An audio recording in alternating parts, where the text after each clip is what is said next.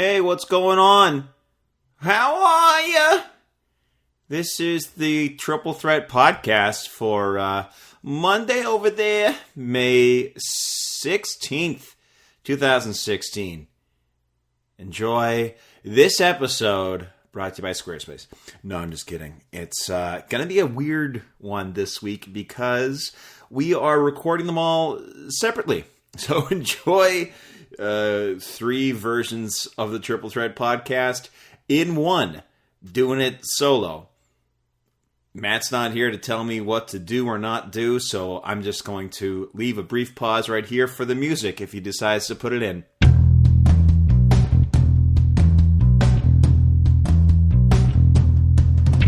then that was it. That was my music pause. Hey everyone, I hope you're having a good Monday. I hope you had a good weekend, long weekend coming up in Canada next week for our American friends. The week after, it's Memorial Day weekend. I guess you won't be forgetting that.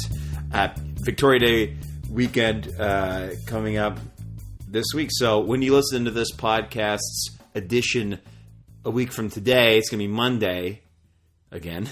Like it always comes out on Monday for 2 straight years, and we pride ourselves on that. You'll be enjoying this on Victoria Day. Maybe having a couple of emulsions there on the patio, on the deck.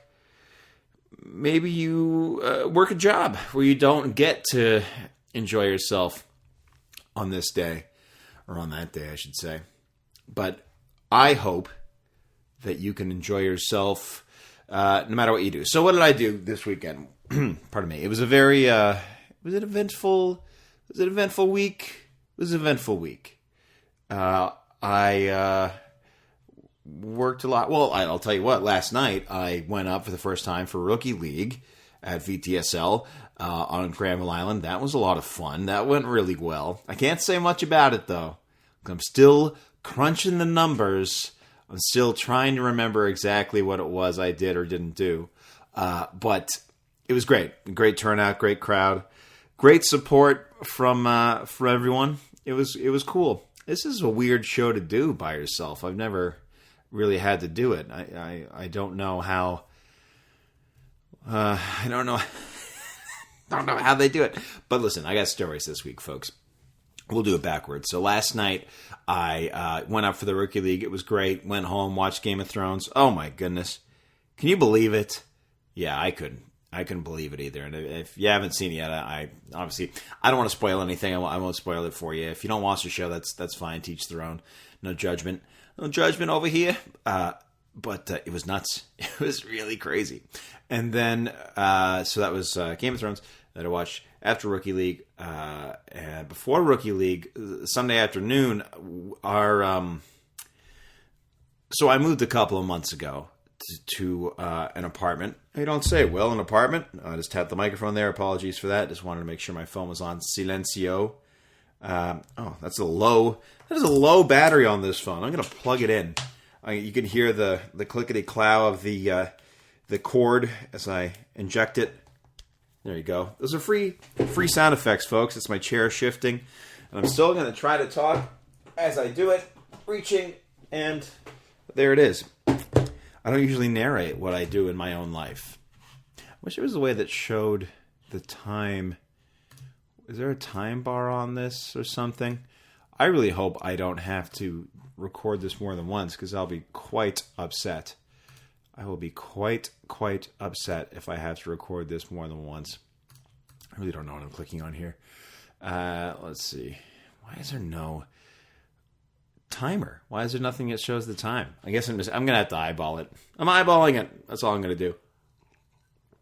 Eyeballing it. So we moved a couple of months ago, and we needed to move to a new place because we have one of my roommates has a cat that she wanted to bring back to the city. So we got our place, and the cat moved in a week or 2 after, or she was moved in. She didn't come in with her. Yeah, she had a suitcase. She's like, this is my bed room. No, she just sleeps in their room. So we have a cat. Her name's Sadie. I've posted videos of Sadie on my Instagram, some photos of Sadie on Instagram, because It's like when your Facebook friends have a kid, and then everything in their life, there's no more pictures of the parents. There's just pictures of the kids. The whole life is all the kids. So that's how I feel about Sadie, is that I don't do anything interesting in my own life. The only thing that's interesting is whatever Sadie's doing. So anybody, people have vanity Twitter accounts and vanity Instagram accounts for their pets. I know Gervais has one for Ollie, his little cat Ollie. And a couple other people have like Instagram accounts for their dogs, which is weird. So I'll just keep posting stuff about Sadie on Instagram if I feel like it. So the other thing they wanted to do, so we have one cat. My roommate's like, yeah, but I really want another one. I want another kitten. I want a kitten. I want an orange kitten, right? A little ginger kitten. So that's an idea she had. And she's like, oh, we won't get it for a couple of months. And she just texted me yesterday. She's like, oh, I didn't have time to tell you. We're going to adopt this little guy. And she sent me a picture of this little orange kitten. And she said, we're going to meet the parents. We're going to go meet them. You want to meet them on Sunday? We can go anytime on Sunday. And I was like, sure. Let's meet him. Let's meet the little guy. I want to go there. I want to play with some kittens. And we did. I just went to this lady's house. This house with a lady. And we just played with a bunch of kittens. Adorable. Very quiet animals, these kittens. Didn't say much. And then we saw Mama. Big Mama cat came by. She was a mother. You could tell she was she just nursed. Let's put it that way. So Mama came by, and Mama was pretty cool. So I got to cuddle around with little. His name is Micheletto. Micheletto. I'm gonna look up Micheletto because that's what we do on these shows. Wikipedia.org. Micheletto. I don't know if it's gonna come up. Micheletto. Micheletto. Micheletto. Decisive Battle of San Roma. Battle of Musée de Paris. Cousin nephews together 5 years in Naples. Anyway, the cat's name is Micheletto, which is named after an Italian something or other. Micheletto Corella. Condottiero. What is a condottiero? Italian cyclist.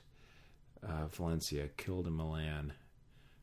Oh, notice Valentino's executioner. Yeah, I think this is what the cat's named after. This little orange cat named after Micheletto Corella, known as Valentino's executioner. He and Cesare Borgia were thought to be close friends since childhood, going on to accompany one another during their studies at the University of Pisa. I don't know what he did. Oh, the Borgia. They're all named as, there's Lucrezia. Yeah, they're all named, all the cats were named after the Borgias. I guess they called it the Borgias. I don't know why. There's this lady's cat. Litter of kittens, literally named after the Borgia. The Borgia. What the heck are the Borgias? The Borgias. Historical show. Debuted. Turn of the century, follows the Borgia family. What is the Borgia family? House of Borgia. They were from Valencia, the surname being a toponymic from Borgia, became prominent in the ecclesiastical and political affairs of 15th and 16th centuries, producing two popes. Alphonse de Borgia ruled as Pope Calixtus III. See, this is where Matt would be of use to me, because he could probably fill me in on these guys. Pope Calixtus III and Rodrigo Lanzo Borgia. Anyway, this show's just got really super boring. We just play with kittens. I cuddle with a bunch of kittens, and little Micheletto would climb all over me. So if we get Micheletto, I don't know what we're going to call him. He's a fiery little redhead, and my roommate likes, they both like UFC, and they like Conor McGregor. So I'm thinking of, we were thinking of McGregor, but we were also just thinking Mick is a good name, because Micheletto is, it's cool, but it's too many syllables for a cat. You can't call Micheletto over, you know what I mean? Be like, hey, Micheletto, come here. Can't be like that. Apparently their cat Sadie was shortened from Mercedes. So then, the night before, on Saturday, one second, I got some dust here. Gross. Got rid of that. I'm going to take a sip of water, too, because I'm talking. I'm sitting here by myself, talking to myself. A little Jurassic Park for you. So, Saturday, my friend had a plan. And this is the story I wanted to tell. So, skip about 8 minutes into this podcast for the real good stuff, because it's coming up right now. He's getting married next year, and he wanted to do his groomsmen selection. And he met me for coffee a couple of weeks ago, and he's like, so these guys are going to be my groomsmen. You'll be the MC. And I was like, great, love it. I've been an MC before. Wedding MC is something I can definitely do. It's in my wheelhouse, right? I have no problem doing that. So he's like, this is my idea. So I want these 4 guys to be my groomsmen. So what I'll do is I'm going to give each of them a corner of a page, and it'll all basically intersect to become a map. I'll have them all meet at the Cenotaph at Victory Square Saturday at 1:30, and they will take all their pieces of the map, put it together, and they'll all together find out where they got to go. And where they had to go was a place called Smarty Pants with a Z. It's an escape room. And escape rooms it's such a first world thing. You pay to go to the escape room, to be locked into a room that you have to find your way out of. And they're a big hit in Vancouver. I know they've opened up a bunch of escape rooms, and I've never done one before, but it sounded fun. There's a very difficult one called Exits, I think, and a lot of people can't get out of it. So I really didn't know what to expect when it came to the escape room. But he's like, so they'll do the escape room, and basically you'll be there in my clothes. This is my friend telling me this. So he's like, you'll be there in my clothes. You'll be dressed as me. So when they see you through the door, because the idea is they go to the escape room, they get briefed, and then they get through one room, then another room, then another room. So once they get through one room, they'll see through the bars, they'll see you sitting on the chair with my clothes on. This is him saying this. He's saying my clothes, which aren't my clothes. They're his clothes. So he says, you'll be there in my clothes with your hands taped up with a pillowcase over your head. And when they come and get you, they'll pull it off and expect to see me. This is my friend saying it, not me. He said they'll be expecting to see me. And they'll take off the bag, and it'll be you. And they'll be like, what? And then he wanted to give me a sweater that said, like, yeah, now you got an MC. Or I'll be like, yeah, I'm the MC of the wedding. But I didn't. What he did was he's like, so when they free you, you don't know anything. And I was like, okay. So this is his idea that he had. And he's like, we're going to do it sometime in May. So we did it on Saturday. And we met there at 1 o'clock. And we got ready. I got in his clothes, and he, they set me up in the room. He was like, he talked to the guy running the thing. He was all copacetic. He's like, all right, sit on this stool here, and you'll be in there. And I also brought a suit with me because afterwards we were going to go have some drinks. And I decided to wear, like, he wanted to wear a crappy, like, Valley Village suit. So I still had my my Ric Flair powder blue suit from Halloween. So I decided to grab that and throw that on for afterwards. So in the meantime, I was wearing his clothes. So it's like 1 o'clock, we meet there, and I get in his clothes, and he sets me up, and then we wait, and then I hear them. They're like, they're here. And I'm like, wow. I was really surprised they all showed up. So they show up. I hear them get briefed. The guy running the place also, like, sets it up like he's a prisoner named Beetle, which is something like a Gollum-esque, Reek-esque character who's like, oh, it's me, it's Beetle. I've been locked in here for however long, and you guys are, going to help me out or something like that. So they all meet, and they're like, holy cow, this guy's way over the top. But I hear them figuring out the room next to me. I'm there, like in his clothes, sitting on the stool, hands taped up, a pillowcase over my head, and I hear them in the room, being like, okay, so like there's some numbers here. We got to figure this out and do this. I don't want to say anything about the room. Otherwise, I'll spoil it for people who want to go in the room. I don't want to spoil it for anybody. I think that'd be a rather awful thing to do. So they're like, yeah, he's, all right, so they're figuring it out. And they get to the other room and they look in and they say, oh, it's Brody. Oh, of course he'd be here. Of course he wouldn't want to miss this. And Brody's the guy who is having the wedding and invited them all. And so the ruse worked. It completely worked. They thought I was him. I was sitting there trying not to laugh under my pillowcase. And like, oh, it's Brody. Okay. So they figure out a way to get into the room that I'm sitting. They get in and they go, should we help him? Should we take the bag off his head? And they're like, no, let's just leave him for a second. So I couldn't say anything because I was supposed to be not me. I was supposed to be Brody in this chair. So I couldn't say anything. And I was just kind of sitting there kind of thinking, wow, I could be sitting here a much longer time than I expected. So eventually they're just like, all right, let's just take it off, take the thing off. Maybe he can help us out, they figure. So they take it off and they're like, whoa. And I look up and it's all four of them. They're all wearing suits. They're all there. Like everybody is completely on board with this idea. Everyone's completely invested in it. It made me so happy. But I couldn't be happy. I had to be acting like I was out of it. So I did. I was like, oh, like, Will, what, like, what's going on? I was like, I don't know, guys. Just, let's just get out of here. I thought by the time they found me, they'd be like, oh, great. We have the key that we found in the previous room. Let's get out of here. No, not the case at all. This room I was in was like the main room. It was supposed to look like an incinerator. It's supposed to, I can't remember the name of the room, but the Smarty Pants escape rooms have, the place has like five or six different rooms, I think. And I was locked in, in this one. So never doing an escape room before, I was actually able to enjoy myself and try to figure this thing out, which is what we did.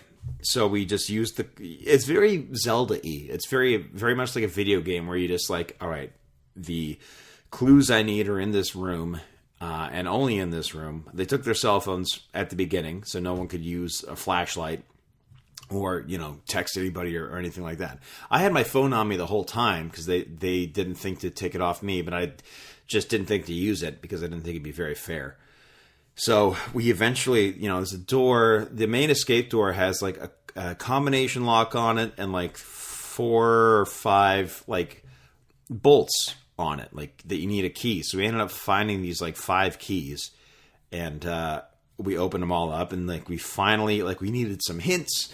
You got about 45 minutes to do this room, and you're allowed to have 2 hints. So we used the 2 hints, and then we were so close to getting it done because there's a walkie-talkie in there that you can talk to Beetle with, and Beetle will be like, oh, it's like, hey, can we have a hint? And he's like, I don't know, can you? Like, he's like, oh, okay, hilarious.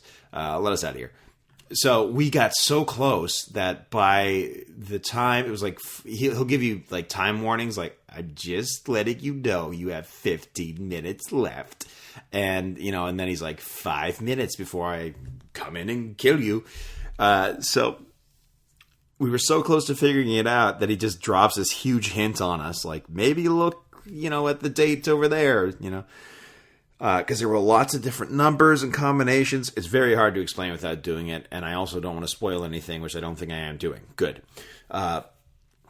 So he gave us that last hint, and we opened the door and we got out. I couldn't believe it. I was like, wow, we actually figured it out. Because there was 5 dudes in there, and it doesn't matter if you're a dude or a lady, but there's 5 of us, 5 intelligent young lads.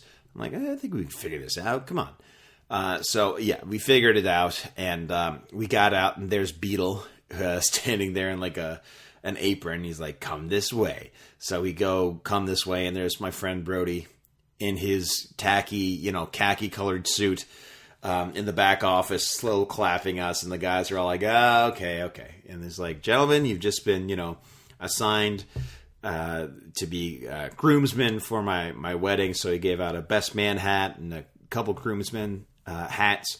And he gave one to me. I'm a groomsman in the wedding. I didn't expect that. I just expected to be MC. So he's like, I needed one last surprise for you. I was like, oh, that's awesome. And then we went out and had some beers in our crappy-looking suits. We also went to the Videoland Arcade on Granville Street. We played a couple rounds of Daytona USA, which is so difficult. It's just like the sit-in-the-chair racing thing where they have like 8 arcade chairs like all sitting there. So, yeah, there's nobody to fill in the dead air when I take a sip of water, is there? So we played like Daytona and a couple things. I was really bad at it, actually. I was really upset how poorly I did at Daytona. I was in third in one of the races, and then I just ended up completely losing. And then we went, had some more beers, I think, at another bar, like basically down Granville Street in downtown Vancouver. And then we ended up going to my friend's place, and bunch of folks were there. Some of the guys, some of the gals who will be involved in the wedding. And what do we watch? Oh, we watch Frozen. And I don't know what it is about Frozen. Every time they sing any song, it just gets me. Especially like this "Do You Want to Build a Snowman" song. I don't know why. And "Let It Go," obviously. But I was just sitting there like teary-eyed the whole time. And they were like, "Will, are you okay?" And I'm like, "Yeah, it's just, I just like it. It's good, Sitting there crying in my suit, my groomsman hat. I look like, what's his name for AC/DC? Angus Young, the guitarist. It's like, did a Family Guy joke a couple weeks ago. It's like, I didn't know I'd be having to wear this when I was 65 years old. Which is true. Dressed like a schoolboy, or a school man, or a school lady. No, he's not a lady. So that was my weekend. Couple other house cleaning things. Hey, congratulations to the Raptors. Holy cow. I didn't see any of the game because I was meeting with kittens. What can I do, right? I was chilling with the kitties. I was rolling with the kitties, and it's nothing I can do about that. Let me just check was it like 116 to 89? It was gross. It was a Game 7 round. It was like last week. There was the 2 Western Conference Game 7s. It was Dallas and St. Louis and San Jose and Nashville. And each of the teams that won, St. Louis won 6-1 and San Jose won 5-0. They all won by 5 goals in a Game 7. It was ridiculous. And then you have in the NBA, the Raptors. Yeah, the Raptors won 116-89. It was crazy. Lowry and DeRozan combined for 63 points. I bet Alex is going to talk about this in his segment, in his section. I don't know how long his section is going to be, actually, his segment. Probably not very long. He did say it was going to be pretty short. So I don't know how long this entire episode is going to be. But I'm glad I had my stories to share with you guys. I'm glad you guys were here to listen to it. I do appreciate that. I'm not a huge basketball fan, not a big hoops fan by any means, but I'm excited to see how the Raptors do. I did say last week, I'm like, well, it doesn't matter who Oberon beats. He still has to face the Mountain in trial by combat, which is true. The Raptors still have to face the Mountain. And the Mountain in this case is a guy named LeBron James, the Cleveland Cavaliers. Even if they get past the Cavs, then they're going to have to go up against probably Golden State, although OKC looked pretty strong. They played tonight, OKC and Golden State. So we'll see how that starts. And then the Raptors-Cavs series starts on Tuesday. It's that's a short turnaround from one series to the other. Actually, look at the stats. The Raptors were 56-26. The Cavs were 57-25. So the Cavs won the East only by 1 game. Huh. I did not know that. I thought they won by a lot more. But the Raptors were second in the East. So they're the number 2 seed in the East, but only by 1 game. Huh. Go figure. In a season where Golden State wins 73 games and the Spurs win 67, but the Spurs got crushed too. Golden State in game 6? I don't know. I'm bad at talking about this. This bourgeois thing is really odd.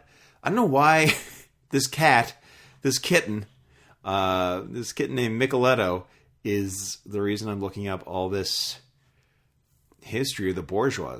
The Borgias? The name is Modal. The name is killing me. Pop culture. I wrote a lot of books. Oh, Assassin's Creed deals with it. Oh, how about that? Anyway, that's my news. We got a cat, and I'm a groomsman. That's it, really. That's like those two things. Those two things are it. I don't know how this is going to sound. It's going to be pretty echoey, actually, in here. You know, when I record in my room for animation voiceovers, they recommend I throw a blanket over my head. So I'm basically sitting in like a blanket cocoon. So the blanket drapes over my iMac, monitor, and I have it kind of hanging off me. So I'm just like in this blanket cocoon recording an animation voiceover, which requires some effort to be expended because, as Ian Hanlon, he's a friend of the show, he can tell you that animation is very big. It's a big delivery. It's very theatrical. You're basically playing to the back of the room. So when I'm in my little blanket cocoon, gets a little hot, a little bit sticky. It's a little bit sticky in there. So I decided not to do the blanket fort for myself this week, talking on this section of my segment of the Triple Threat podcast. I decided not to do the blanket cocoon. So if it was a bit echoey, I apologize. It's, it's the way it is. It's the way it is when I don't have my own studio or condenser mic. Actually, I kind of want a condenser mic. I don't know why. It's not a good. It's not a good investment for me. I have the Blue. What's it called? Blue Technologies Yeti microphone. The Yeti works pretty well. Was I on mute this whole time? No, the Yeti works pretty well. So shout out to Blue Technologies microphone master. MCs. Oh, it's Monday. So early. Thank you, everybody, for listening to my segment of the Triple Threat Podcast. And now coming up next, more Triple Threat Podcast with one of your favorite Triple Threat podcasters. And he'll be up right after this.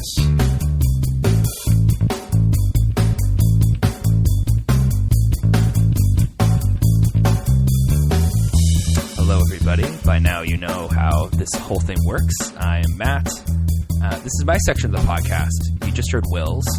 Now, when Will was recording that, Will did not know that Alex would not be able to do his part. So it's actually just 2 parts this week. But Alex will probably listen to them. So we have that in common with him. So that's good. It's good. It's a different thing. And hopefully it is interesting to you.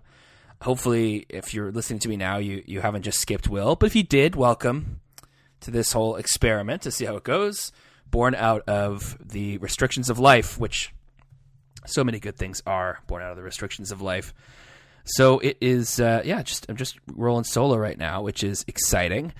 I have a few things to talk to you about this week. One of them is something I'm excited about. It's a follow-up to something that kind of came up a few years ago.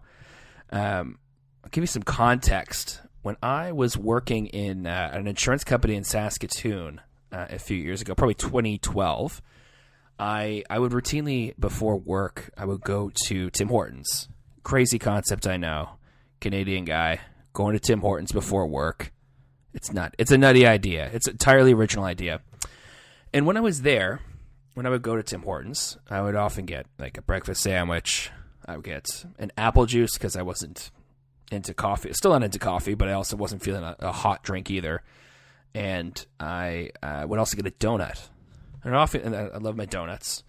And I would get a donut with like some frosting on top, or some icing. I guess I would get a cinnamon roll with frosting on top, but I would also get icing on donuts. And I ran into something that, I was certain plagued lots of people, which was that people would get their donuts, they would order them, they would be put in a bag by the lovely people who worked there, and they would be given to the person who got them. And almost always the donut would be, you pull the donut out and there would be a portion of it on the inside of the bag. And, you don't want to look like a monster ripping open a bag in the middle of Tim Hortons, slobbering on it with your tongue or biting at it with your teeth like you're some kind of animal who just hunted a donut monster. You don't want to do that, right? It's not pleasant. So, I was thinking I'm one of, I would assume, thousands of people, thousands of Canadians who deal with this problem every day. Donuts that are losing their topping, that are losing their icing. It's a terrible affliction that's happening to the people of Canada and everybody who's enjoying a lovely Tim Hortons donut. So I had an idea, and so I wrote a letter to Tim Hortons. I published it on a blog because what's the point of writing a private letter when you have the power of the internet behind you? So I wrote a blog, and essentially I laid out the problem as I just did to you, but I also raised a solution. And I knew that there were, it wasn't a perfect solution. I knew it wouldn't be something that would save them money, but I thought it would be something that would ultimately save their donut's integrity, which I assumed was important to Tim Hortons, and I think it was. What I suggested was, I think I was pretty, I was glib. A lot of my blog posts were very glib, so I would say, Tim Hortons person, vice president of product design or something like that. I want you to go to McDonald's. I want you to order a Big Mac. And I want you to, when you get the Big Mac, I want you to take note of the container it's in. It's not like the other donuts at McDonald's, it's special. While other donuts have kind of like a paper sleeping bag around them, you unwrap, you wake them up, and then you eat them. These these burgers. But the Big Mac was unique because it came in like a box, like a cardboard box. It had a little apparatus, so you could kind of close it with the two little cardboard arms on it. Very well designed. And so I said to Tim Hortons, just steal that idea and put your donuts in there. Just take that idea whole cloth, whatever. McDonald's didn't invent the whole idea of a cardboard box, but they did kind of perfect it for their donuts at least, or for their burgers. I keep confusing them, but I am talking about donuts. So that makes sense. I said, just steal that idea. And I think, so I wrote this blog, I sent this to Tim Hortons, and they actually got back to me, and it wasn't just a form letter. Like, I think when I sent the letter initially, there was like the thing you get on the internet, which is you send something, and then immediately the website says like, "Thank you for sending us this thing. That was really cool of you. You're probably a great person. You may get a response, you may not. It's an automated message." But what I got back was not an automated message. It was a person who had read what I said because they referred to it. They were like, "Hey, thank you for this idea. We welcome anything like this. It's great." They probably made a point of saying, it might have been on the website that like, "Hey, if we do something like this, you don't get any money for it," which is fine. And I was like, okay, I just thought it was cool. Like the idea that like someone at Tim Hortons, like I'm sure they get ideas all the time. People who are like, "Why don't you make your coffee free for a day so old Bill can get some free coffee?" Thank you. That kind of turned into a George Bush impression at the end. Not really Bill. "Thank you, Tim Hortons, for giving me this time. It's lovely." It's bad George Bush, but so somebody read it. I thought that was cool. Flash forward to this week. I got a Facebook notification, and it was somebody who said, "Hey, Matt," and they attached a picture. They said, "Tim Hortons listened to you," and it was a picture of this person in Tim Hortons, and by golly, they had a donut that was in a cardboard box, exactly like a Big Mac. I think it was a specialty donut, but I was like, "Whoa, that's crazy that actually happened." I'm not going to pretend that I think that Tim Hortons actually like took the time to like. I don't think that they had that in their archive, and there was some guy at Tim Hortons who was like going to bat for my idea in the weekly meetings. He probably wasn't doing that. It wasn't like, what, let's put Matt Vaughn's idea in. He's got some good ones. But it happened, and that's kind of cool. I think it's a case of I guess good minds think alike. I don't think my idea was like super original or unique, but I think that it was cool that it happened. So Tim Hortons just waiting for the check. I assume there's going to be a certain portion of all those donut sales that are going to be given to me, I assume, right? Like this is my road to becoming wealthy, or at least someone who is sought after in the fast food and service industry for great ideas. I can't say I have more beyond this. I think I might be a one-trick pony, but that's okay. There's people out there who do great things with their one-trick pony. Tom Brady, great at playing football, great at doing a lot of other stuff too, like being good-looking, things like that. He might not be a great example, but maybe more like an Usain Bolt. What can Usain Bolt do? He can run. His name is Bolt. It's great. That's great. You wake up, your last name's Bolt. You're like, maybe I should run really quick. Maybe that should be something I'm good at. He's really good at that. So maybe this is my thing. Maybe I'm just good at this Tim Hortons invention, which is fine. Go out, get a donut, take a picture of it, tweet it to me at mpvaughn on Twitter. I want to see your cardboard box donuts. I want to see these. I think if we get critical mass, Tim Hortons will remember me and they'll start sending that sweet cash my way, which I'm excited about.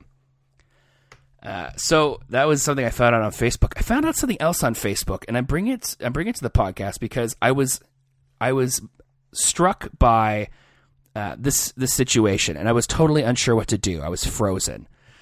Okay, so you're friends with people on Facebook. You're probably friends with a lot of people who think the same way as you do.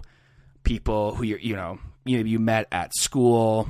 If you're part of a program, maybe if you're medical school, you probably have a lot of friends who are medical doctors. You care about a lot of the same things. But there's also probably some people who you're friends with on Facebook. Maybe they were just somebody you knew in elementary school or something, and they're still on Facebook. They're saying things, and you're like, okay, like I don't have anything in common with you anymore. It's kind of weird that you're just like in my life on my Facebook page, that sort of thing. This kind of like a meme online of like, your racist family member, like an aunt or an uncle or something like that. I don't have that in my case. But, especially the States, is this whole thing of like, you have probably people on your page who hate Obama or think Trump is great, that sort of thing. So I ran into this week. It was this guy I met a couple years ago who I thought he was a good guy. Like he was a bit odd. Like he wasn't like a person I was like, oh, what's he up to during the day? Like what's his thing? But he was definitely kind of like an otter guy, not an otter guy. Like he wasn't like a sea mammal, which I assume otters are. He was on the more odd side of things. And so on Facebook a couple weeks ago, I saw that he had liked something that David Duke had wrote on Facebook. If you don't know who David Duke is, he's a former head. I think they called him something ridiculous like Grand Wizard of the Ku Klux Klan. I guess if you're not Magic, don't call your leader a wizard. It's a bit misleading. I get it in basketball. Washington Wizards. No one thinks that whoever the star player, if they have one of the Wizards, is a wizard. Nobody thinks that.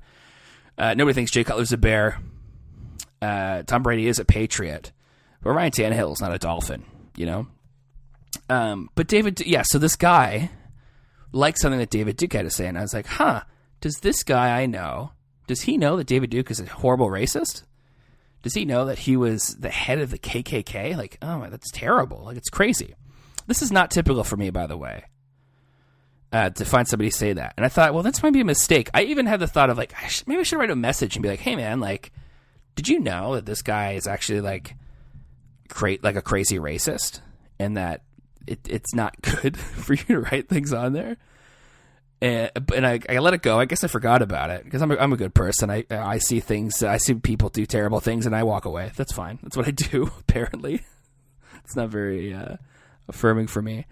But as time went on, I saw this person join a Facebook group. I don't remember the name of it. I really don't want to actually. If I did, I don't want to really draw attention to it. But it's a Facebook group for people who are not just anti-immigrant, but they are into white power. These people, like white supremacists. So I don't know what I thought this person was before, quoting the head of the KKK. But guess what? He's definitely a white supremacist. And I was like, not sure what to do with that information. Because it's not something you can just, you're on Facebook and you just write a message, be like, hey, I don't know if you knew, but like, it's a terrible thing to be a white supremacist. And you're going to treat people terribly, and you're going to be you're on the track to be a horrible person. Like I don't know if you can do that. I think I gave up a long time ago of thinking of Facebook as a good place to have any like discussion with people. People used to do that. People still do, but like they'll post an article they think's controversial, and people go back and forth, and nothing could be more useless than that. It's such an echo chamber. The only time good things happen with controversial conversations is just if you listen to people or you seek to understand things like that, right? And I'm not saying every situation needs to, you don't have to hear everybody out. I think that's something that people like to say. Just you have an open mind, hear everybody else. You don't need to hear everybody out. You can dismiss out of hand white supremacists. You could do that, that's fine.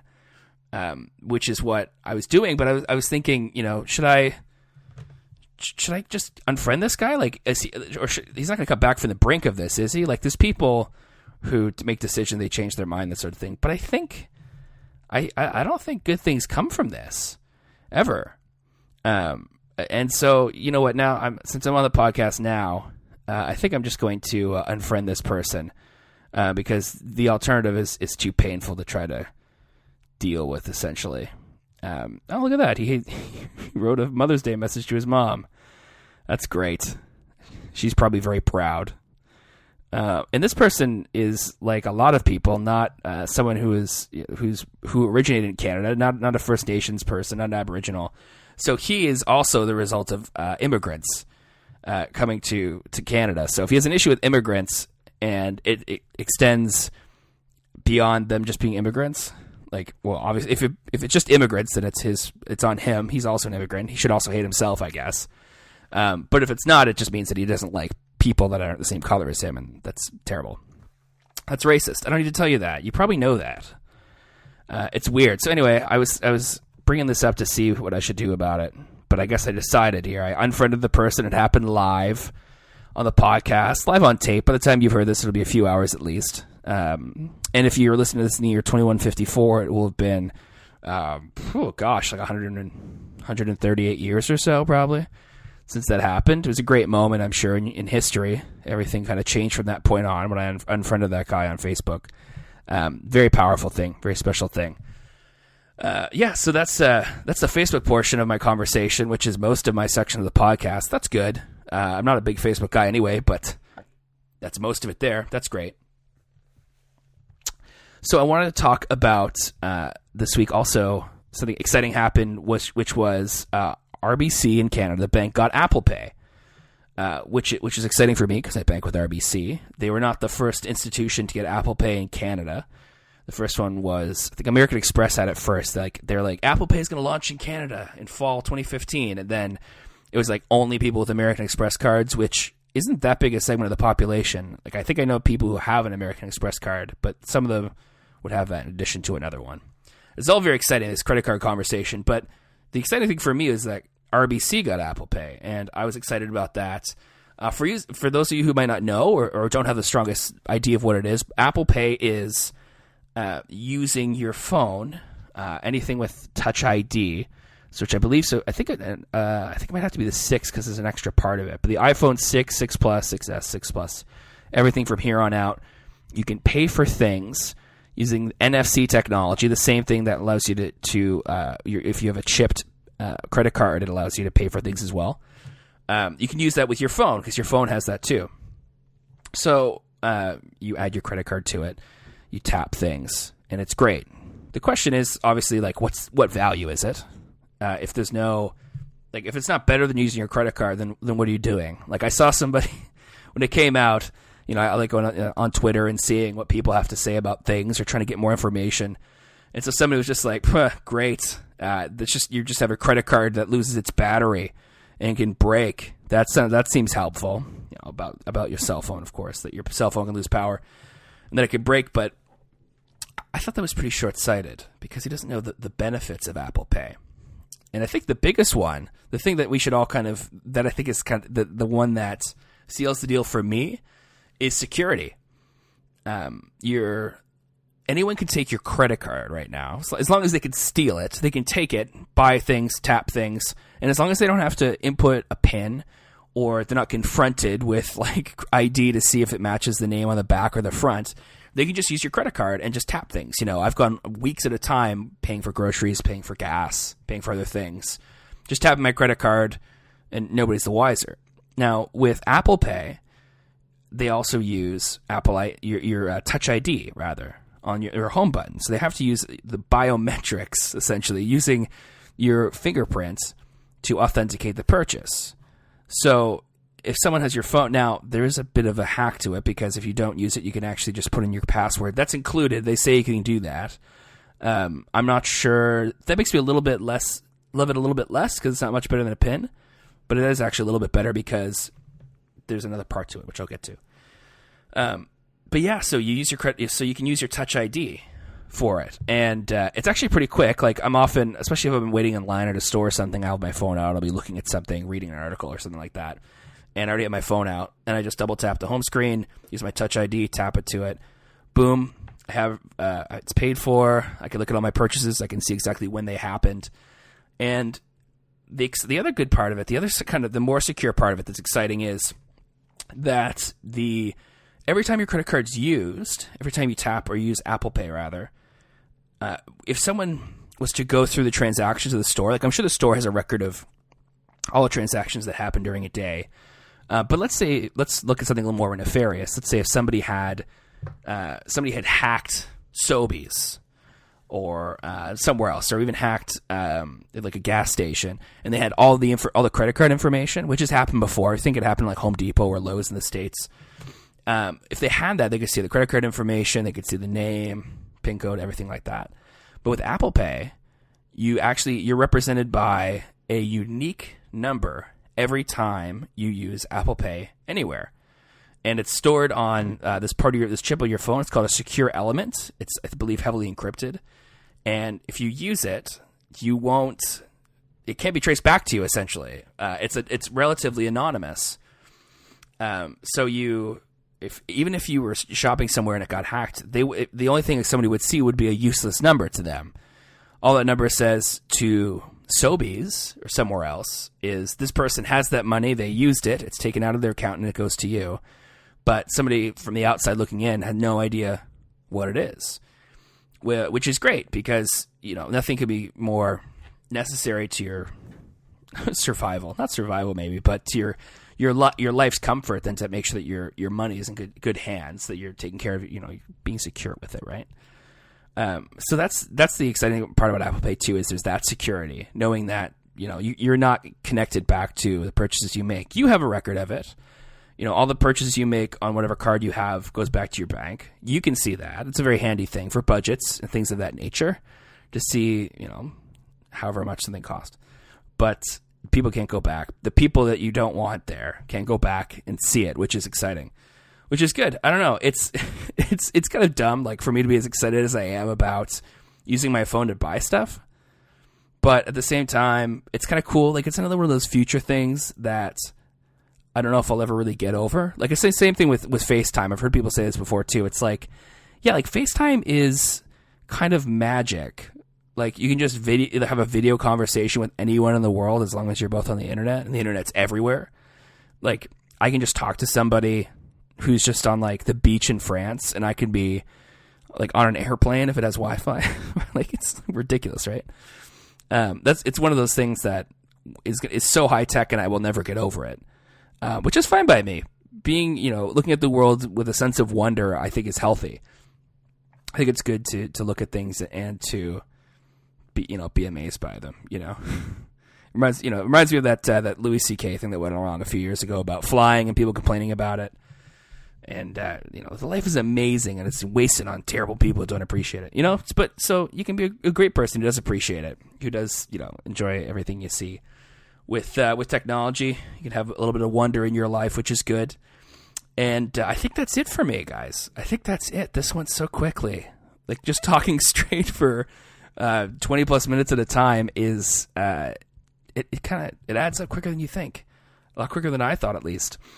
So I hope what Will had to say was good. I hope you don't miss Alex too much. I know we're all about to because he's moving, so I'll miss him in our lives for sure. But I hope that you enjoyed this part of the podcast too. Thank you for listening to it. It was super great, you guys. If you have anything to add to Tim Hortons or to white supremacists, or to Apple Pay, how excited you are, or that I'm stupid, you can tweet at me at mpvaughn on Twitter. I'm always interested if anybody's out there listening to this bottle that I've filled with a message and throw it into the ocean of the internet. I'm curious to hear what you have to say about it. If you do, if you have anything to say at all. And I hope that you have a great week. I hope that whatever you're doing while you're listening to this is filling your life with joy. That is life-giving, fulfilling, sort of thing, and that you're not dealing with muck or anything else in life that isn't any fun. Thanks again for listening. We'll talk to you again very soon. We'll have everybody back. And thanks again. We'll see you later.